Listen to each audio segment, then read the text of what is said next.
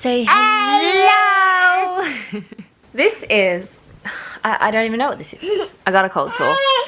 I haven't had a cold sore since I was about 16, 17 weeks pregnant with him, which I'm glad for because like cold sores around newborns is terrifying. Yeah. I think he would have been fine because like, as I said, I had a cold sore when I was pregnant with him. So technically he should have had the like antibodies and all that. So he should have already been subjected to cold sores. But it's still terrifying because like, Luca, what are you eating? But like little babies can't fight the herpes simplex virus off. So it's very scary when they get them. But he's old enough now, he should be fine if he does get it. But we're just going to hope he doesn't. I'm being pretty careful, washing my hands heaps and whatnot. It's not a cyclovir, but it's one of the cyclovirs. 3 tablets that you take all at once in one big dose, all 3 tablets. And if you take it when you first get the tingling, it just helps so much. I've noticed it, like, my cold sores almost go for 2 weeks normally, but with this it goes for like a week or less. It is weird though, I usually get them after I've been sick, and I haven't been sick, so anyway, I have been very stressed, so I guess we can blame that. We just woke up from our nap and we're not very happy about it. There you go, that's how we blur breastfeeding out.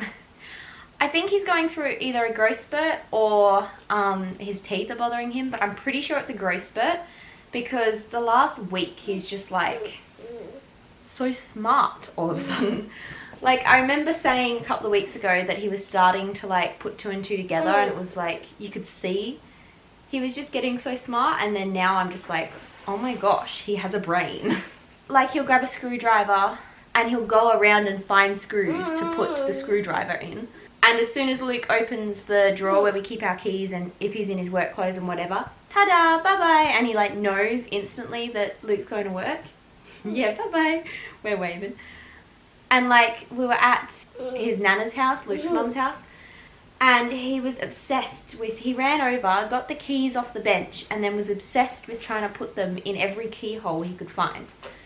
It's interesting, as a first-time mum, they're different to him, and they're not related as objects, and then all of a sudden he's just like clicked and they're related and work together, you know, like, it's just amazing. Buffer. Buffer. He's also starting to say so much. The words will sound the same, but when he then points at what he's trying to say, you're like, oh, and you can hear it, like, but he'll say jet and flare, mum, dad, hello, hi, bye, ta-da, fish. Don't know where the hell he learnt that one, but he was just walking around at Luke's mum's house, and they have goldfish in a tank, and all of a sudden he just goes, fish. And it was like one of his most clear words. And I was like, what? We weren't talking about the fish. We hadn't pointed out the fish for ages. He just was like, fish. I do know his teeth are bothering him, but I'm pretty sure he's going through a growth spurt at the moment as well, because his brain is just like rapidly firing up. It's going all funny. Okay, unlatch, Sarah. You're not even drinking.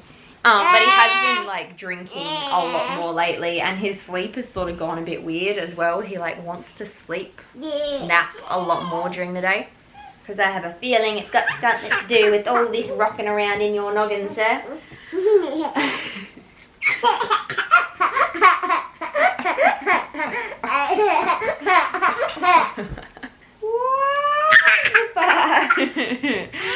Yeah, what are you doing? Oh, let's go let the doggy out so he can go to the toilet. You're going to go straight to the camera, aren't you? I got to you before you get the camera. Do you want to try a salt and vinegar chip? It tastes fun, but you can eat it if you want. Yeah, you can have it. You don't like that flavour? It's a bit different, isn't it? Yeah. There is one thing I want to do.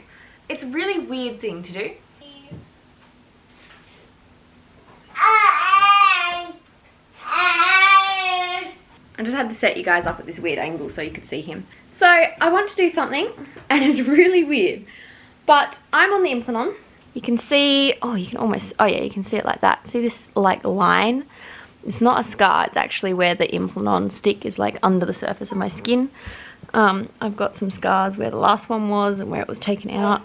See, in my finger you can sort of see it like poking just under the skin, trying to poke its way out. That is very shallow in my skin actually. My last one was a lot deeper, but yeah, so it's just there. Okay, basically it stops you getting pregnant. Oh yeah. Not health professional in, well, I'm almost a health professional for animals, but I'm not a human health professional in any way. And I'm not even graduated on the animal side. So this is just my knowledge of it, and I haven't really researched it recently either, so it could be very wrong or outdated or whatever. But I'm pretty sure the stick works by making your body think it's pregnant in a way. Your body releases hormones when it's pregnant that basically is like, oh, we're pregnant now. I'll release this hormone, and the hormone, I think it's progesterone. Progesterone is just a hormone that is released when you're pregnant. It stops you from ovulating. It does a few things to help your pregnancy and all sorts of stuff. It's a very good hormone. But obviously, when you're pregnant, you can't get pregnant again. So by having this little stick that's releasing progesterone into my bloodstream, it's basically tricking my body into thinking it's already pregnant, and therefore there's no eggs being released or anything like that. But yeah, so I think that's how the stick works. I hope. If it's not, I'm going to sound really stupid. This is where I have to backtrack a year plus 9-10 months or so. He's almost 14 months actually, so a bit more than that. But back to before I had him, I took my first Implanon out to figure out what was going on with my endometriosis and whatnot, and that is instantly disgusting. I had a 60-day cycle. It's very long and annoying and like frustrating.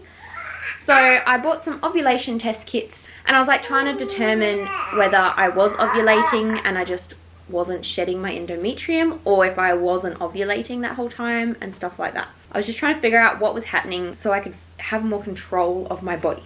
But something came along and ruined my wanting to know what was happening with my body.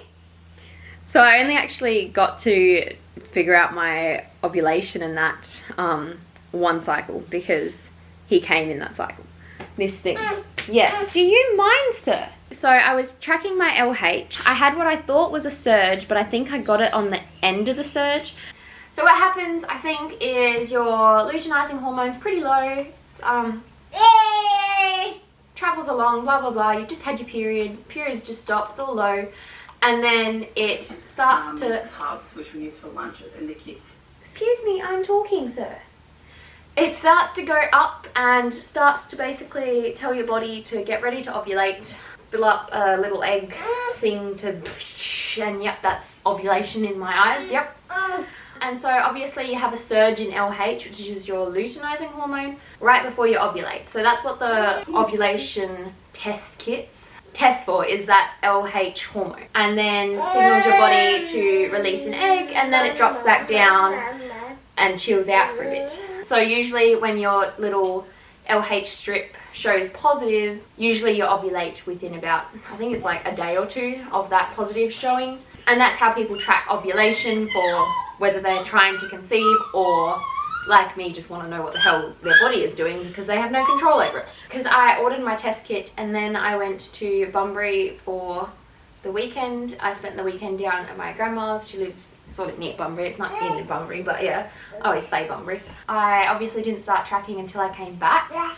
But while I was in Bunbury, I had like some abdominal pain, and I'm pretty sure that was ovulation pain, because when I came back and started testing, it was like almost positive, but not quite. So I'm pretty sure I had some LH left, and I was just coming down from that LH surge. I didn't know what was going on. Obviously, I thought maybe I'd ovulated, maybe I hadn't. So I was like, okay, give it about 2 weeks. I'll either get my period or I didn't ovulate, and I'll hopefully ovulate sometime soon. It's coming up to being 2 weeks, and my little LH thing is starting to climb, but it's just sort of sitting there, and it's not quite going up to a proper positive. It's just slightly higher than, like, it's showing up on the tests, but not strong enough to actually be enough of a positive to say, oh look, it's high enough to ovulate, if that makes any sense. And I'm like, what the hell is happening? Am I going to ovulate? Why haven't I ovulated already? Like, it's already been a month since my last period started. Oh, that is cold. Thanks for that. Found out that LH does surge a bit when you're pregnant. So early pregnancy, you can have a bit of an LH surge. I basically found some of my old ovulation test kits and they're probably out of date by now, but I want to use them anyway and see what my LH says, because I'm curious if the stick will make me have slightly elevated LH levels, or if that's not how it works. Like, I have no idea how all the hormones work together. I really should, because I've studied it in animals, but I've just sort of forgotten it all. But I'm just curious if the progesterone levels in my body from the Implanon is making my body produce a little bit of LH or not. I just want to know. So we'll either go shopping or I'll go take a test. Weird video. Here it is. Yep. It was just this morning that I made him pay for dog food and cat food and... Oh, are you thirsty? Well, I wanted to do a shopping haul. And shopping because I said I was broke, which I was at the time. Then I got paid today, which I didn't know. And I went shopping to basically just because I was stuck at home, it was raining and someone was being a bit fussy and I just wanted to get out of the house. First of all, I went and I got this but really cheap yoga mat from Kmart. The one thing Luke will like that I bought, grey large dish rack, because the one we got doesn't have anywhere to put cutlery, but I got one that has a cutlery thing so we can put that on the other side of the sink. This was a purchase that was completely pointless, but I don't care. I used to love badminton way more than like tennis and that. I just loved playing badminton. And we've got enough grass that we can actually play badminton. So like me and Luke can play now. Also bought this jumper because breastfeeding friendly. That was my big splurge because it wasn't on sale. Yeah, although I'm getting hot now so I might unlatch him and take it off. Oh, there you go. What, darling? Oh, now we're chucking a patty and I don't really know why. This is not how I imagined this going. I got some roller, they're on little wheels, storage baskets for the pantry because I got a container that goes with this lid. Oh, you can see it in the camera. It's just over there. Hayden ran off with it. I got a hat for Hayden because summer is imminent. I got a little $1 placemat for the table. Some chopping boards. These were really cheap. They were like $2 or $1.75 or something. I was really shocked with how cheap they were, considering they're the solid ones, not the floppy, gross ones. One big one and then one little one, which I thought would be good for cutting fruit for Hayden and whatnot. I got a little fold-out rack. It's a bit scratched, but there was only one left and I don't really mind. It'll probably get more scratched anyway. I got a fruit basket. We have a fruit bowl. It's actually really special to me. It's like hand-painted picture of handmade everything of my great-grandmother's house when she lived back in Dongra, and it's sort of like an heirloom, which is great and all, but it means I'm terrified of it breaking. I don't want to use it as a fruit bowl, but I keep having fruit that's not ripe and it's sort of just sitting in the cupboard in random spots, so I got a fruit bowl to put fruit in. I got a little sponge holder because our sponge always ends up in the sink wet and then it goes all gross. Scrunchies that were on special. Salt and pepper shakers because I had to put salt on my dinner the other night and I had to get the whole tub and pinch and sprinkle, and I was like, I need salt and pepper shakers. Okay, some socks for Hayden because he needs more socks. 2 stackable containers with lids. I'm thinking to put like cheese and butter and that sort of stuff in. And then this one is also for the fridge. Pretty much it. Oh, thank you. Thank you. Yes? You're welcome. Alright, let's get putting these things where they belong. Hat. Hey, cutie bum. I need to pause the tea. Are you just helping yourself to some salt and vinegar chips, sir? Where's the remote gone? I just come out the toilet and he's eating my salt and vinegar chips. You can finish that one, but you can't have any more, sir. I just made your dinner, it just beeped. So I just went to do the ovulation test thingamajiggy and I went to record it just like show you guys the packet and check if it was in date, and realized I was already peeing. So I paused midstream, tried to do it, and it went weird. I'll show you how it went. Well, that failed miserably. I don't know what's happening. I'm gonna bin it. It's gone really weird. So I don't think it worked. I'm not sure if it's because it was old or because I just failed miserably at peeing on it or what happened. I will try again later. Anyway, so that was interesting. This, by the way, we have run out of room in our bin for so long since we moved because we had so much like furniture come in boxes. Like all the couch came in boxes, the fridge, which is massive, the dining table, all the chairs. We had boxes from moving, like the new print, like there's so many boxes and we've been slowly trying to get rid of them. But obviously, as you can see, our bins have been full and it only goes out every 2 weeks. So we've got boxes and recycling everywhere. He's still eating that salt and vinegar chip. I'm trying these little like steam veggie bags. Which one did I just get? They're pearl couscous with chickpeas and carrot, peas, spinach, onion and capsicum. So you just chuck them in the microwave for 2.5 minutes and they're done. So I'm going to give that a go. Hey, still eating salt and vinegar chips. Luca, come away from him please. I can't believe he just helped himself. I was wondering because usually when I go to the toilet he follows and wants in on the excitement of peeing on the toilet.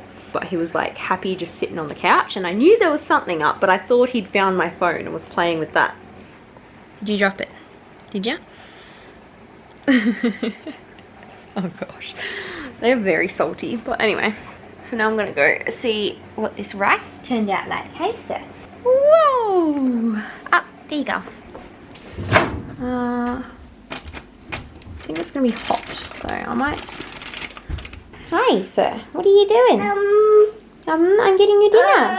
Okay. All right. Sorry, rushing the dinner. Oh my goodness. Give me a second, sir. Do I really expect him to eat this with a fork? Maybe I should get him a spoon. Let's see how hot it is. Taste test. Oh, I can't taste test it because I've got a cold sore. It's actually quite nice, but it's not hot, so that's good. Yeah, anyway, let's go see if Hayden likes it. He did like it, but apparently I just stopped recording and it just skips forward to me retaking an ovulation test. So let's go watch that. Take 2. It's appearing incredibly negative. Meanwhile, that's the end of the video. Thanks for watching. Give it a thumbs up if you liked this video. Hit subscribe to see more videos and we'll see you in the next video. Bye peoples.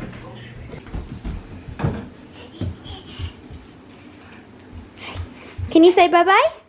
Bye-bye. Yeah, bye-bye.